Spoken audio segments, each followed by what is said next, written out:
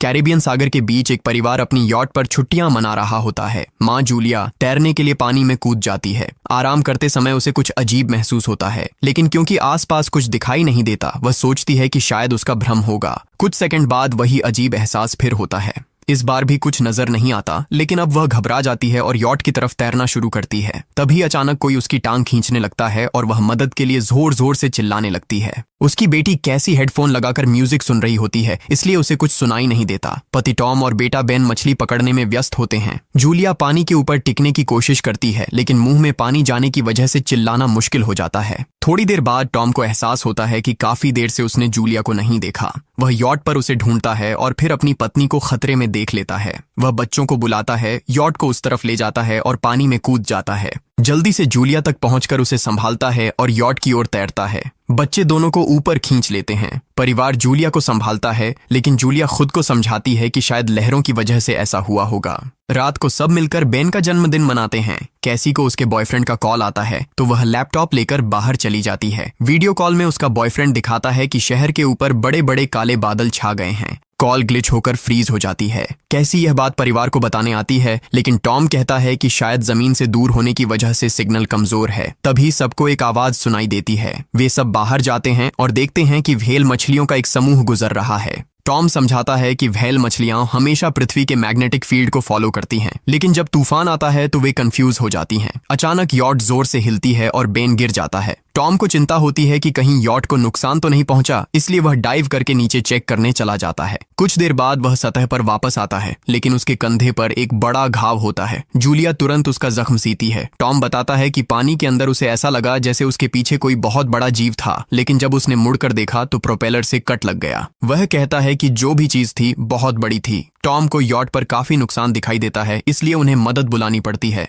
Julia बार बार radio पर कोशिश करती है। कैसी फोन पर सिग्नल ढूंढती है, लेकिन कुछ भी काम नहीं करता। तभी कैसी को एक अजीब सा जीव दिखाई देता है और वह चिल्ला उठती है, लेकिन वह तो बस बेन होता है जो मास्क पहनकर मजाक कर रहा होता है। कुछ देर बाद यॉट पूरी तरह बंद हो जाती है और समुद्र के बीच में फंस जाती है। जूलिया रेडियो में एक आवाज सुनती है, लेकिन आवाज इतनी खराब होती है कि उसे कुछ समझ नहीं आता। टॉम परिवार को बताता है कि उनके पास सिर्फ 4 दिन का खाना पानी बचा है और अब उन्हें किसी मछली पकड़ने वाली नाव का इंतजार करना होगा। अचानक रडार पर कुछ डिटेक्ट होता है और परिवार को एक अजीब सी आवाज सुनाई देती है। सब दौड़कर बाहर आते हैं और हैरानी से देखते हैं कि कई सारे उल्कापिंड जमीन पर गिर रहे हैं।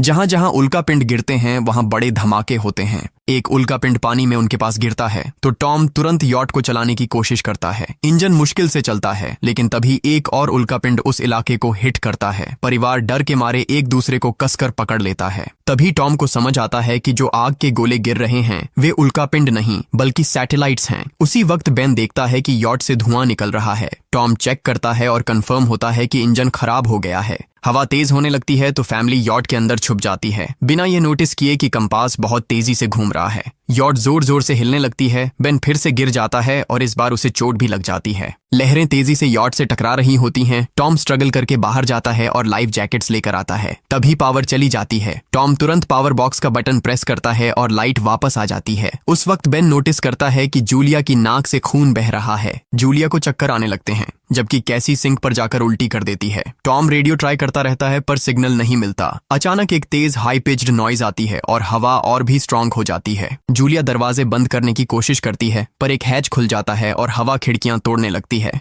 टॉम एक फ्लेयर जलाता है और थोड़ी देर बाद अंधेरा छा जाता है।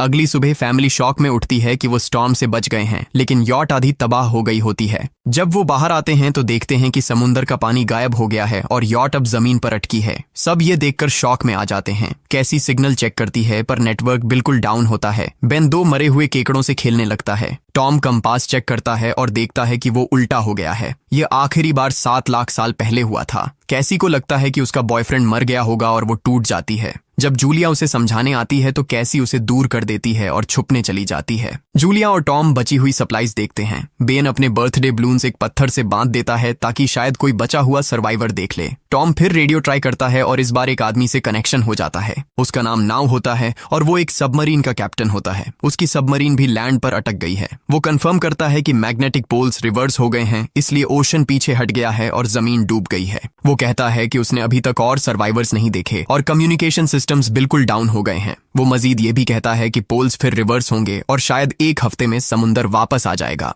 वो फैमिली को वार्न करता है कि जितना हो सके ऊंची जगह चढ़ जाओ, क्योंकि जब पानी वापस आएगा तो वो बहुत खतरनाक होगा। वो बोलता है उसका पार्टनर क्रैश में मारा गया और सबमरीन में बस 3 लोगों की ही जगह है। जूलिया और टॉम उससे कहते हैं कि प्लीज हमारे बच्चों को बचा लो। वो उन्हें अपने कोऑर्डिनेट्स दे देता है। टॉम कैलकुलेट करता है कि सबमरीन तक पहुंचने में 2-3 दिन लगेंगे। वो फैमिली से कहता है आज रात अच्छे से आराम कर लो, कल सुबह हम निकलेंगे। अगली सुबह फैमिली सामान पैक कर रही होती है, तभी टॉम को पास में कुछ हिलता हुआ दिखता है। वो एक लंगड़ा आदमी होता है जिसके हाथ में हारपून होती है और साथ में एक कुत्ता लगातार भौंक रहा होता है। टॉम उसके पास जाता है और उसे पानी की बोतल देता है, लेकिन वो आदमी कुछ ऐसी भाषा में बोलता है जो टॉम समझ नहीं पाता। पानी पीने के बाद वो अजनबी अचानक टॉम के सिर पर बोतल मारता है और चेहरे पर जोर का लात मार देता है। जूलिया डर के मारे भागती है, लेकिन तब तक देर हो चुकी होती है। वो आदमी टॉम के पेट में हारपून घुसा चुका होता है। टॉम कुछ पल तक तड़पता है और फिर वो उसकी गर्दन भी काट देता है। फिर वो आदमी जूलिया के पीछे भागता है और उस पर हारपून फेंकता है, जिससे उसके कंधे में चोट लग जाती है। जूलिया दर्द सहते हुए यॉट के अंदर भागती है और बच्चों को बोलती है कि छुप जाओ। वो दरवाजा लॉक कर देती है। कैसी और बेन सोफे के अंदर घुस जाते हैं। जूलिया उन्हें फ्लेयर गन पकड़ाती है और खुद एक चाकू लेकर बाथरूम में छुप जाती है। वो आदमी दरवाजे पर जोर जोर से धक्के मारता है और आखिर अंदर घुस ही जाता है। पहले वो थोड़ा खाना उठाता है और फिर यॉट में इधर उधर ढूंढने लगता है, फिर बाथरूम की तरफ जाता है, लेकिन जूलिया समझदारी से एक छोटे छेद से बाहर निकल जाती है। वो आदमी सोचता है कि जूलिया भाग गई, लेकिन जैसे ही वो धीरे से निकलने लगती है, उसका कुत्ता उसे देख लेता है और भौंकने लगता है। कुत्ता उस पर झपटता है तो जूलिया चाकू से उसे मार देती है। कुत्ते की चीख सुनकर वो आदमी बाहर आता है और अपने कुत्ते की लाश देखकर आग बबूला हो जाता है। इस बीच जूलिया यॉट के दूसरे साइड से अंदर जाने की कोशिश करती है। वो ऊपर चढ़कर टूटी हुई खिड़की से अंदर घुसने लगती है, लेकिन वो आदमी पहले ही वहां पहुंच जाता है। वो उसे पकड़कर जोर से मुक्का मारता है, जिससे वो नीचे गिर जाती है। जूलिया फर्नीचर पकड़कर बचने की कोशिश करती है, लेकिन वो आदमी उसे लात मारकर दूर फेंक देता है। फिर वो उसकी कलाई पर पैर रख देता है ताकि वो चाकू छोड़ दे, और फिर उसके बाल पकड़कर उसका चेहरा जमीन पर दे मारता है और सोफे पर फेंककर उसका गला दबाने लगता है। बच्चे ये सब कुछ देख रहे होते हैं। कैसी बाहर निकलकर फ्लेयर गन चलाती है जो सीधा उस आदमी को लगती है। वो जल उठता है और यॉट में आग फैलने लगती है।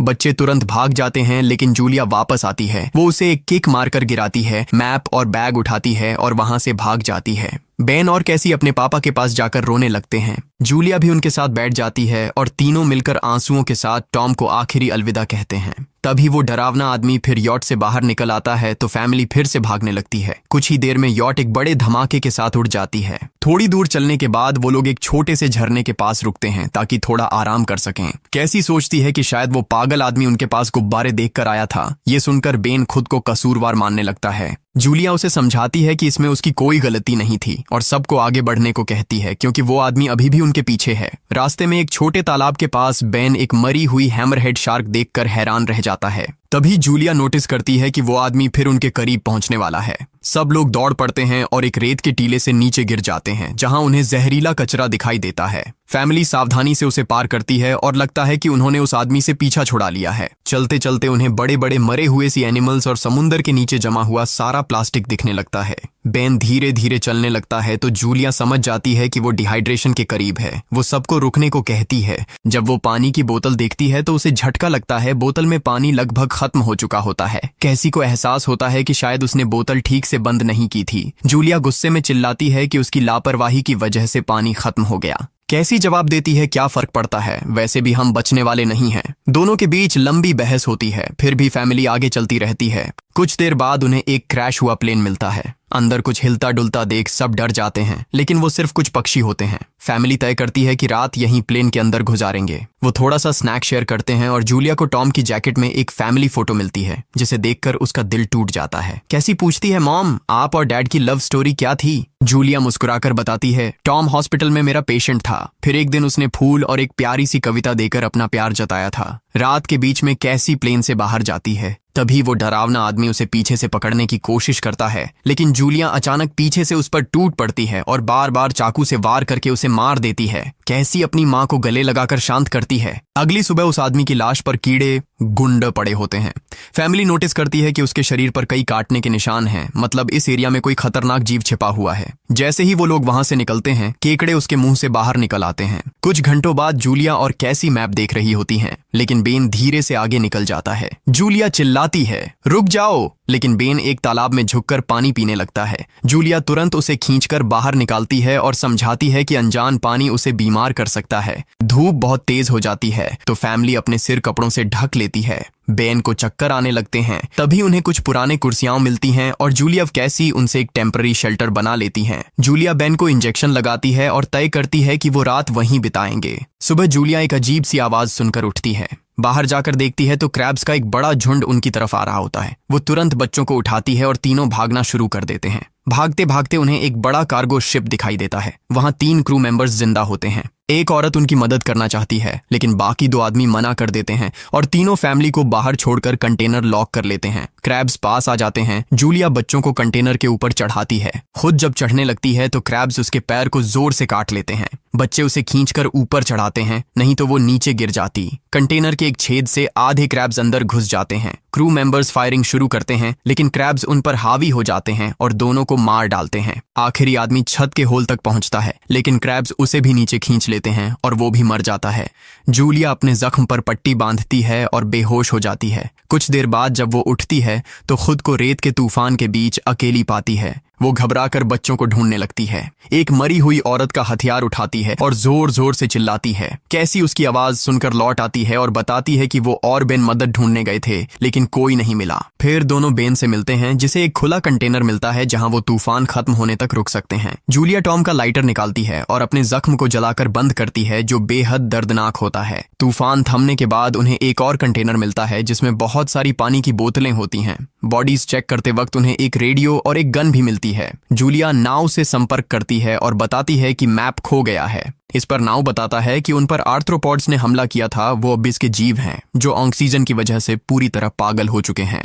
अब नाव फैमिली को जल्दी करने को बोलता है, क्योंकि उसके इंस्ट्रूमेंट्स ने कैलकुलेट किया है कि समुद्र उम्मीद से ज्यादा जल्दी वापस आएगा और उनके पास सिर्फ कुछ घंटे बचे हैं। वो एक फ्लेयर शूट करता है और फैमिली उस दिशा में चलना शुरू करती है। लंबी वॉक के बाद फैमिली को एक टूटा हुआ टॉयलेट मिलता है जिसमें बेन पेशाब करता है। अब वो लोग आखिरकार सबमरीन को पास ही देख लेते हैं, लेकिन वहां पहुंचने के लिए उन्हें एक बड़ा चट्टानी रास्ता पार करना होगा। जैसे ही वो रास्ते से गुजरते हैं, दीवारें हिलने लगती हैं और पत्थर गिरने लगते हैं, जिससे एक भयानक रॉक स्लाइड हो जाता है। जूलिया तुरंत अपने बच्चों को साइड में धक्का देती है और खुद भी पीछे हट जाती है ताकि कुचली न जाए। अब एक पत्थर की दीवार उनके बीच आ गई है। जूलिया बच्चों से कहती है कि वो बिना उसके आगे बढ़ जाए, लेकिन कैसी मना करती है और जोर देती है कि उसकी माँ को चढ़ने की कोशिश करनी चाहिए। बहुत बहस होती है और चिल्लाने के बाद जूलिया वादा करती है कि वो बाद में अपने बच्चों को ढूंढ लेगी। मजबूर होकर कैसी अपने भाई को खींचकर आगे ले जाती है।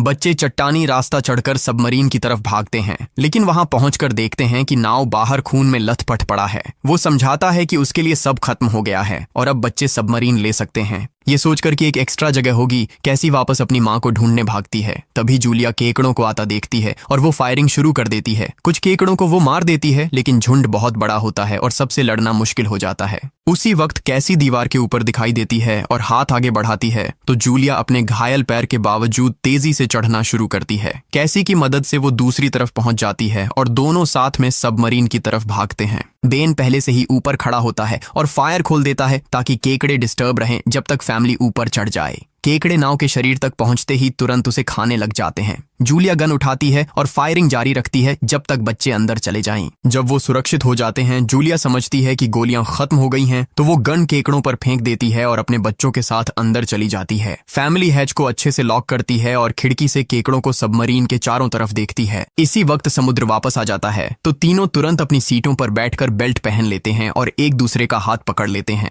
तेज लहरें सबमरीन को जोर जोर से इधर उधर फेंकना शुरू कर देती हैं, जिससे जूलिया को पूरी जर्नी के विजन दिखने लगते हैं और कैसी उल्टी कर देती है। जल्दी ही वो हाई पिच आवाज वापस आती है और फैमिली बेहोश हो जाती है। कुछ देर बाद जूलिया और बच्चे होश में आते हैं और खुद को जिंदा देखकर खुश होते हैं। वो हैच अनलॉक करके बाहर निकलते हैं और देखते हैं कि लहरों ने सबमरीन को एक तबाह शहर में गिरा दिया है। यानी अब जिंदा रहने और नया जीवन शुरू करने की उम्मीद है। और यहीं पर फिल्म खत्म होती है। चैनल को सब्सक्राइब करना न भूलें और बेल आइकन जरूर दबाएं ताकि आपको ऐसे ही मजेदार वीडियो मिलते रहें। देखने के लिए धन्यवाद।